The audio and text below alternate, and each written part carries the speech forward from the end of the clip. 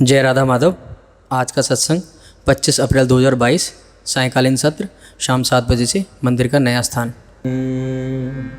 तिमिरान्धस्य ज्ञानाञ्जनेन तस्मै श्री गुरवे नमः।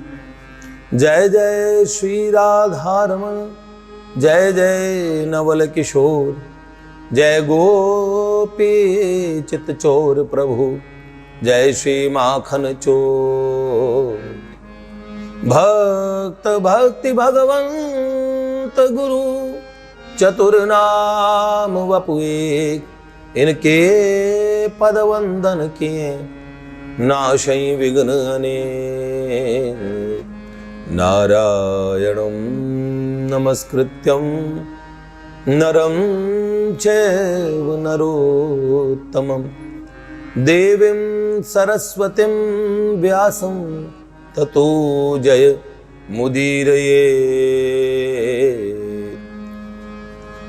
श्री लाडली लाल की जय, परम पूज्य बाबूजी बाबा की जय, देवर्षि नारद जी महाराज की जय, श्रीमन नारदीय निकुंज की जय, कुंज बिहारी बिहारिणी जू की जय, श्री प्राची बिहारी लाल की जय, जय श्री राधेश्याम। देखिए, प्राची जी के चरित्र में हम कह सकते हैं सौभाग्य से ये चरित्र सुनने और सुनाने का सुअवसर मिल रहा है, किंतु क्या कहीं अत्यधिक व्यस्तता में सब काम हो पाते हैं ये चरित्र का, और हम इसके लिए जो रिकॉर्डिंग है वो ना कर पाते हैं, ना हमारे पास समय होता है। वास्तविक बात ये है कि मन में दो चीज़ें हैं, या तो सिर्फ वक्ता ही बन जाएं कि कथा पे कथा कहते रहें आनंद से, तो दूसरा कोई काम न हो। पर एक बात है, जिनकी कथा कह रहे हैं उनका भजन नहीं करेंगे, किस मुंह से कथा कहेंगे? तो सबसे प्रमुख बात ये लगती है कि कुछ समय भगवान के भजन का निकालें। तो कथा के लिए लेखन भी करना पड़ता है, तो ये सारी चीज़ के बीच में इस तरह का प्रबंधन हमारा बड़ा खराब है, तो हम प्रबंध नहीं कर पाते, मैनेज नहीं कर पाते। तो आगे की कथा बिना आपका समय गंवाए आपको सुनाना चाहते हैं। अभी तक हमने सफ़र सुना, कितना लंबा सफ़र है। अनुप्रिया सुप्रिया दो श्री जी की संदेश वाहिकाएँ आती है, छोटी छोटी छबीली दो कन्याएं, बड़ी प्यारी सी, और कुंज निकुंजों में सुंदरतम दर्शन कराते हुए, और किस प्रकार से वो लेके जाती हैं प्राची जी को। उनके संग में माधुरी सखी जी हैं, प्राची जी हैं, आगे आगे अनुप्रिया सुप्रिया हैं।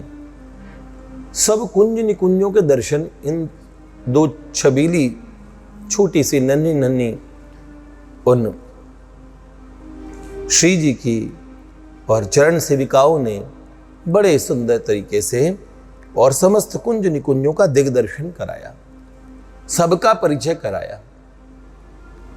आगे आगे उत्तरोत्तर बढ़ते गए, और अब बड़ा सुंदर वो समय आने ही वाला था।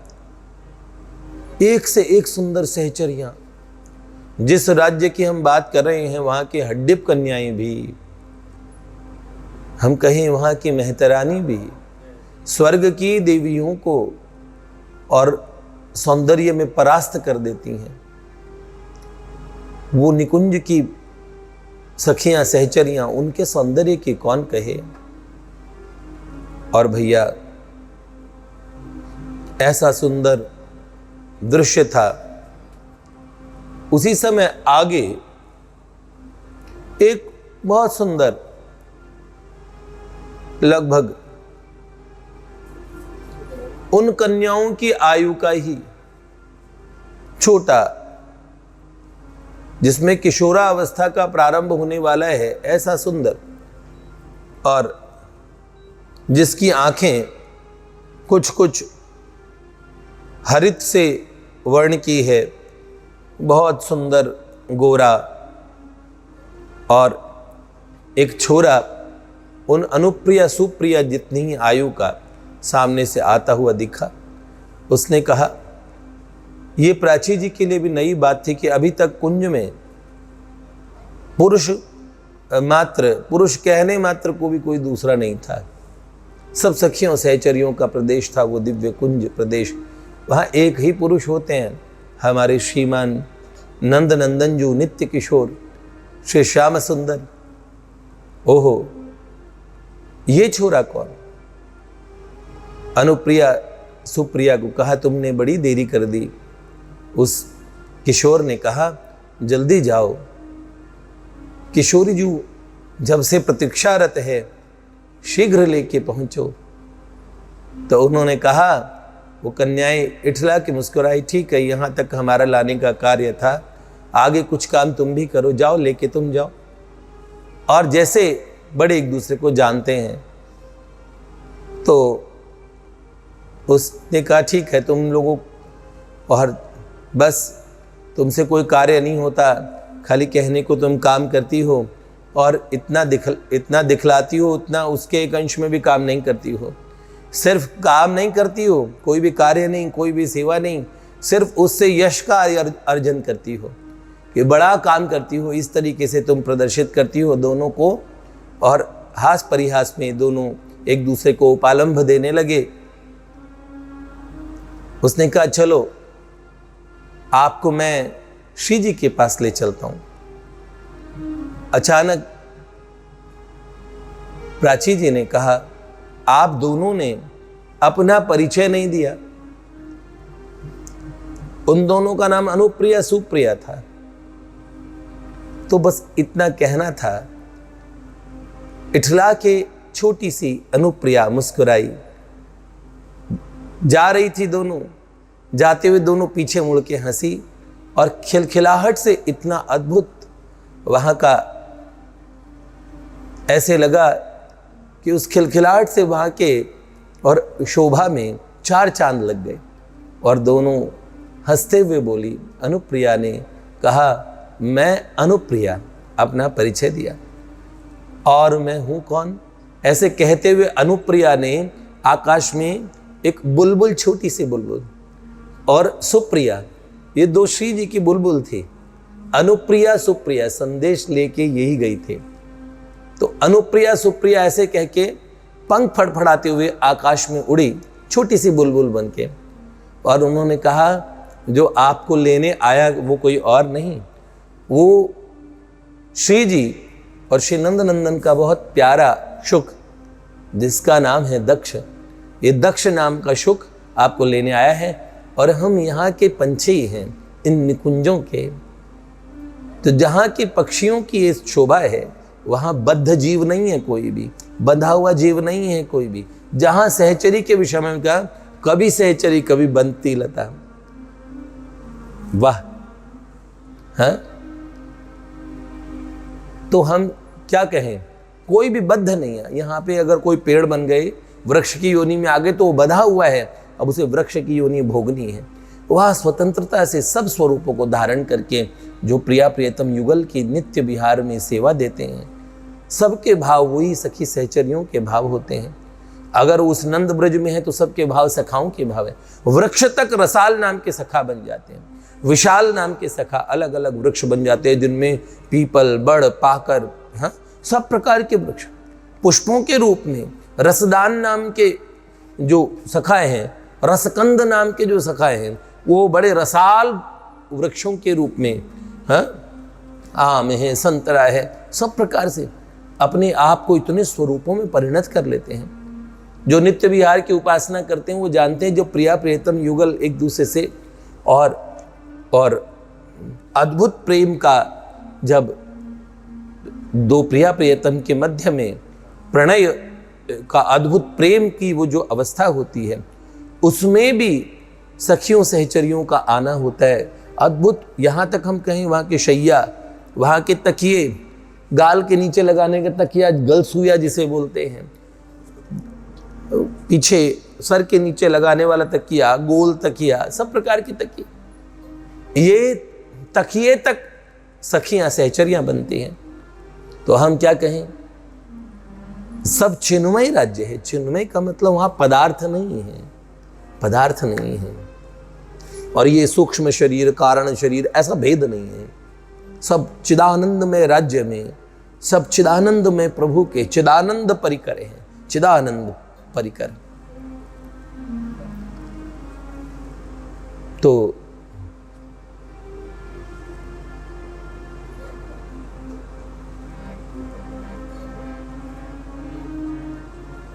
दक्ष जैसे ही कुछ कदम आगे लेके चला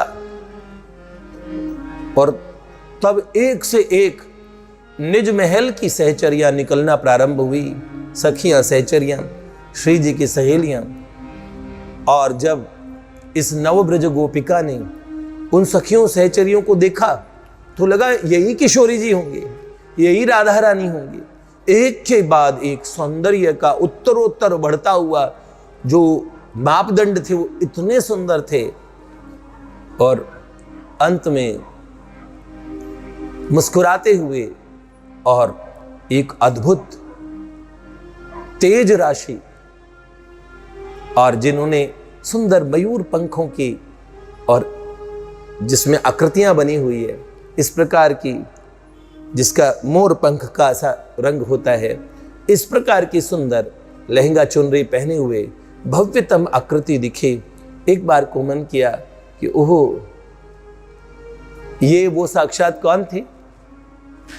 श्री राधा रानी की उन हार जिनका नाम अनुराधा है, जिनको सब श्री ललिता जी के नाम से जानते हैं, उनके पार्श्व में महरूम लहंगा चुनरी पहने श्री विशाखा जी और एक के बाद एक अष्ट सखियों ने बड़े प्रेम से, और ये दोनों सहेलियां साथ में आई थी, दोनों ने, और जैसे ही चरण वंदना की सब ने हृदय से लगा लिया और बड़े प्रेम से मुस्कुराते हुए, देखो कितने सुंदर ब्रज गोरी है, बड़ा स्वागत किया।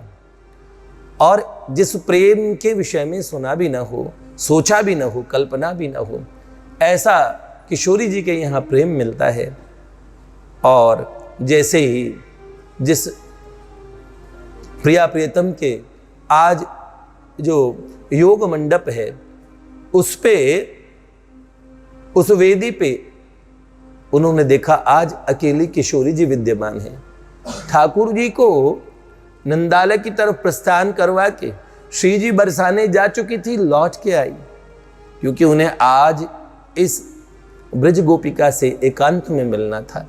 इसलिए श्याम सुंदर को समाचार दिए बिना चुपचाप बुलावा भेजा था। समस्त सखियों के साथ जब कृपामयी किशोरी के दर्शन के लिए ये नवब्रज गोपिका चली तो वो अद्भुत समय था। जैसे ही उन्होंने राधा रानी को देखा, वो देखते ही ऐसी अद्भुत स्थिति हुई। देखिए भैया, हम लोग जो भी ब्रजोपासना वाले हैं वो हमेशा कहते हैं अगर लाल जो हमारे, ये तो कहने को 16 कला है, लेकिन ऐसे कहते फिर हमारी किशोरी जी 64 कला, मतलब कहने का अभिप्राय जानते हैं, जो कुछ होगा वो चौगुना ही होगा। किशोरी में करुणा होगी तो चौगुनी ही होगी, सौंदर्य होगा तो चौगुना ही होगा, सब चीज माधुर्य होगा, शील होगा, सब चौगुना ही है किशोरी में, दुगुना नहीं, चौगुना। तो भैया किस तरीके से एक सुंदर कवित्व, कैसे देखो कहां से निकली ये दो कन्याएं अपने घर से, कब? मध्य विभावरी में। मध्य विभावरी मतलब आधी रात, विभावरी मतलब रात्रि है, तो तब निकली थी ये। संदेश मिलो श्री कुंज किशोरी को, गोरी दो चली मध्य विभावरी। दोनों गोरी, संदेश मिला तो माधुरी जी प्राची जी दोनों मध्य विभावरी चली आधी रात्रि में।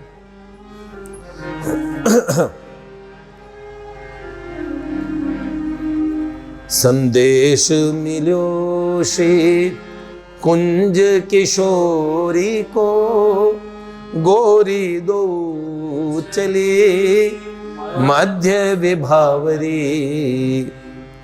सोयो सिगरो नंदगाम गलेन में, भूकत श्वान ले लाल को नाम रे। सारा नंदगांव सोया था उस समय, निकली है, सब अपने अपने घर में सोए थे। आधी रात्रि में दोनों कन्याएं नवल कुंजों की तरफ चली। क्यों?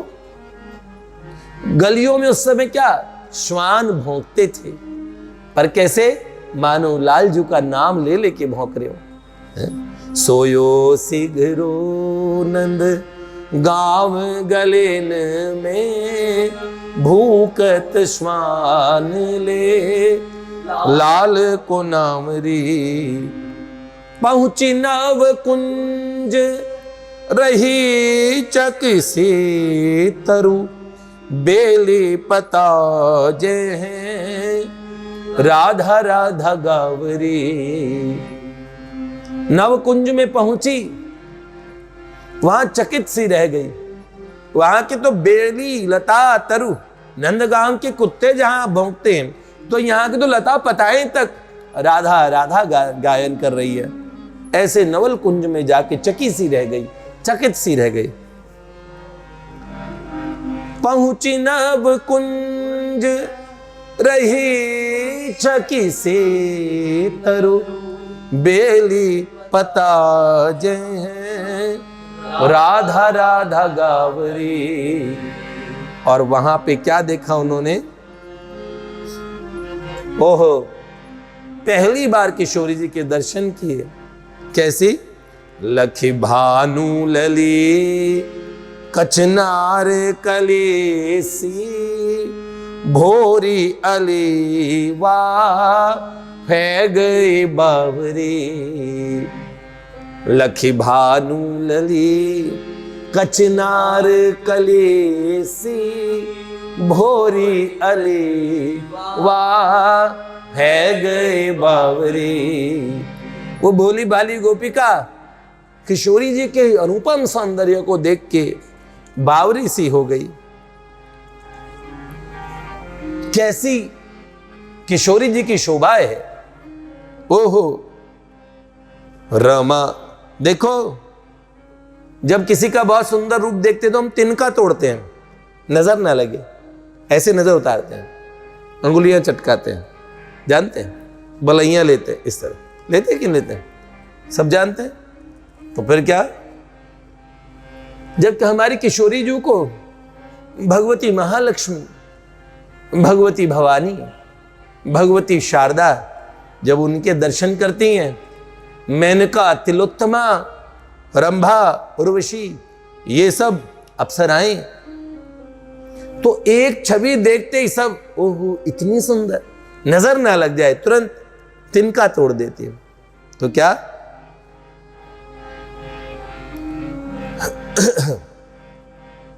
रमा उमा शारदाओ मेनका तिलोत्तमा दी, देख छवि तेरी सब देवे तृण तोरी है। रमा उमा शारदाओ मेनका तिलोत्तमा दी, देख छवि तेरी सब देवे तृण तोरी है। सुषमा की खान लालजू की पटरानी, तेरे आगे भर पानी रति रानी सौ करोरी है। देखिए सुंदरता के देवता है कंदर्प, भगवान के आगे 100 करोड़ कंदर्प, कोटि लावण्य चंद्र कोटि सुशीतल, कोटि कोटि कंदर्पों के कंदर्प अगणित अमित छवि, कोटि कोटि कामदेवों को सौंदर्य को लजा देने वाले उनका लावण्य है हमारे कन्हैया का। तो सुंदरता की देवी कौन है? रति। जब देखती है ना तो उनके आगे पानी भरती है, कितनी है? सुषमा की खानी लाल जू की पटरानी तेरे आगे भर पानी, रति रानी 100 करोड़ी है। तेरे आगे पानी अरी राधा किशोरी, अरी स्वामिनी जो आपके सामने 100 करोड़ रति रानी पानी भरती है।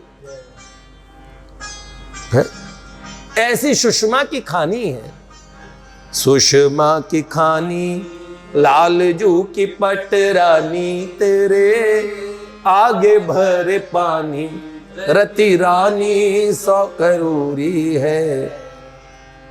क्षमा की अगार तेरी करुणा अपार, नहीं कोई पारवार, तू तो अतिशय भूरी है। क्षमा की आगार हो, आपकी करुणा का कोई पारावार नहीं। क्षमा की आगार तेरी करुणा अपार, नहीं कोई पारावार, तू तो अतिशय भूरी है। कैसे? जा अधीन काल कर्म, जिनके अधीन काल है, कर्म है, सब कुछ जिनके अधीन है, जिनको श्रुति और शास्त्र, वेद पुराण सबका मर्म बताया जाता है। वो मर्म कौन है? हर वेद शास्त्र का मर्म भगवान है। आदि हूं, मध्य हूं, अंत सदा हरि हैं, हरि हैं, हरि हैं, हरि हैं जो क्या वो पूर्ण ब्रह्म प्रभु कौन है? हमारे कन्हैया, हमारे मुरली मनोहर ठाकुर। जा अधीन काल कर्म, श्रुति शास्त्र को जो मर्म, सोई पूर्ण ब्रह्म नाचे, तेरी भ्रकुटी की मरोरी है। जा अधीन काल कर्म, श्रुति शास्त्र को जो मर्म, सोए पूर्ण ब्रह्म नाचे, तेरी भ्रकुटी की मरोरी है। सोई पूर्ण ब्रह्म नाचे, तेरी भोहन की मरोरी है। आपकी भ्रकुटी की मरोड़ पे वो पूर्ण ब्रह्म प्रभु नाचते हैं। तो ऐसे श्री जी के दर्शन किए कैसे? मुनिंद्र वृंद वंदिते त्रिलोक शोक हारिणी, प्रसन्न वक् पंकजे निकुंज भूविलासिनी, ब्रजेंद्र भानु नंदिनी, ब्रजेंद्र सूनु संगते, कदा करिष्यसि हम कृपा कटाक्ष भाजनम। अनंत कोटि विष्णु लो नम्र पद्मजार्चिते, हिमाद्रिजा पुलोमजा विरंचिजा वरप्रदि, अपार सिद्धि वृद्धि दिग् सत्पदांगुली नखे, कदा करिष्यसि हम कृपा कटाक्ष भाजनम। मुनीन्द्र वृंद वंदिते त्रिलोक शोक हारिणी, प्रसन्न वक्त्र पंकजे निकुंज भूविलास। ब्रजेंद्र भानु नंदिनी, ब्रजेंद्र सोनु संगते, कदा करिष्यसि हम। अनंत कोटि विष्णु लोक नम्र पद्मजार्चिते, अनंत कोटि विष्णु लोक की महालक्ष्मियां, जिनके चरण कमल के, जो चरण के नख और सुंदर नखमणियां हैं, सुंदर चरणों के जो नाखून हैं, उनकी अर्चना करती हैं। हिमाद्रिजा पुलोमजा, पुलोमजा कौन? पुलोम दानव की कन्या भगवती शची, इंद्र की पत्नी इंद्राणी जिनको कहते हैं। हिमाद्रिजा, हिमाद्री मतलब हिमालय जी की पुत्री भगवती भवानी, जिनको हम माँ पार्वती कहते हैं। हाँ? और कौन? पद्मजा, ये पद्मजा कौन है? भगवती महालक्ष्मी। विरंचिजा कौन? भगवती शारदा को कहते हैं। जो अपार सिद्धि वृद्धि दिग्ध सत पदांगुली नखे, पदांगुली नखे, जिनके पद अंगुलियों के जो नख है, उन नख चंद्रों का हम क्या बताएं। तो ऐसा उस निकुंज में श्री जी के दर्शन करके ये नव ब्रज गोपिका कृतकृत्य हो गई। और भैया और कुछ समझ नहीं आया और सीधा श्री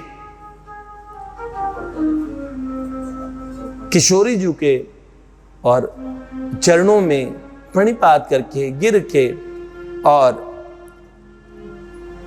भीतर से गहराई से रो पड़ी। इतना रोई, क्यों रोई ये बात समझ नहीं आई। और श्री जी ने कंठ लगा लगा के और बड़ी देर तक मस्तक सहलाया।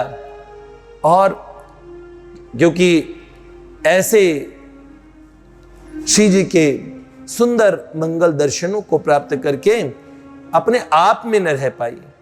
और उस समय श्री जी ने बड़े प्रेम से, ऐसी उनकी अमृत वर्षणी वाणी थी जैसे कान में घुली, अच्छा तुम्हारे विषय में इतनी चर्चा है इस समय ब्रजमंडल में। ओहो, बड़े प्रेम से कहा, ओहो तुम ही हो भोरी भारी नंद गांव की छोरी, तुम्हारी बड़ी चर्चा सुनी, मैंने तुम्हारी बड़ी प्रशंसा सुनी। सखी तुम जैसे मेरे सुनने में आया, तुम तो उससे बढ़ के हो। और बड़ा प्रेम किया। पर क्या हुआ, ये नव ब्रज गोपी जो प्राची जी हैं, ये करुणामयी किशोरी के दर्शन करके बार बार बस रोती रही, रोती रही, रोती रही। आप जानते हैं भगवान को सबसे प्रिय लगता है रोना। बड़े बड़े महापुरुष कहते हैं बड़ी बड़ी साधनाओं से जो काम ना हो पाए, प्रभु के लिए कोई रो जाए तो रो जाने से सब काम बन जाता है। कैसे काम बनता है रोने से, ये हम आपको, कितना समय हुआ है?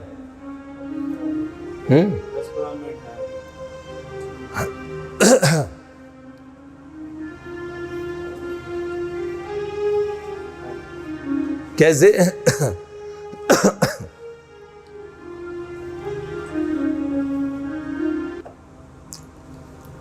तो हमने कहा सबसे सुंदर भगवान के सामने छोटे बालक का, बाला नाम रोदनम बलम, बच्चों का बल रोना है। बस उसी समय काम हो जाता है।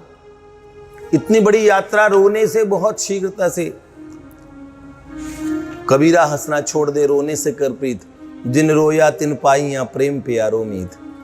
बात यह है भैया, ये कुछ भाव लिखे थे कि किस तरह रोने वाला प्रभु को पा लेता है। पर वो प्रभु के लिए रोना हो, संसार के लिए रोना नहीं। जब रोना एकमात्र प्रभु के लिए हो तो उस रोने का बल देखिएगा, किसी को दिखाने के लिए नहीं, मैं प्रेमी हूं ये दिखाने के लिए नहीं।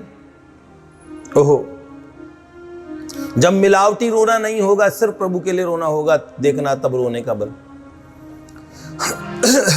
अभी तो रोना आता है तो देखते हैं आसपास में 4-5 लोग है कि नहीं है, कि तब थोड़ा रोए। ऐसा नहीं। कैसे रो पड़ता जब कोई जीव प्रभु को बुलाने के लिए, अकुलाते ये प्रियतम भी उसे पाने के लिए। रो पड़ता जब कोई जीव प्रभु को बुलाने के लिए, अकुलाते ये प्रियतम भी उसे पाने के लिए। अकुलाते ये प्रियतम भी उसे पाने के लिए। वो पड़ता जब कोई जीव प्रभु को बुलाने के लिए, अकुलाते श्री कृष्ण स्वयं उसे पाने के लिए। अकुलाते श्री कृष्ण स्वयं उसे पाने के लिए। भगवान भी अकुलाने लगते हैं जो उनके लिए रोता है। कैसे?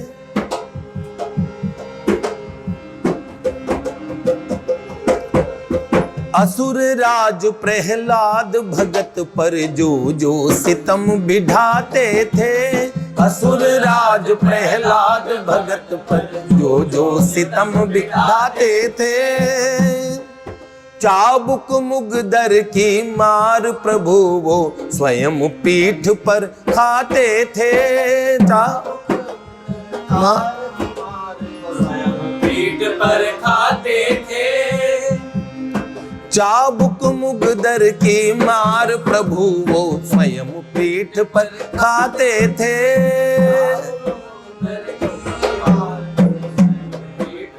खाते थे।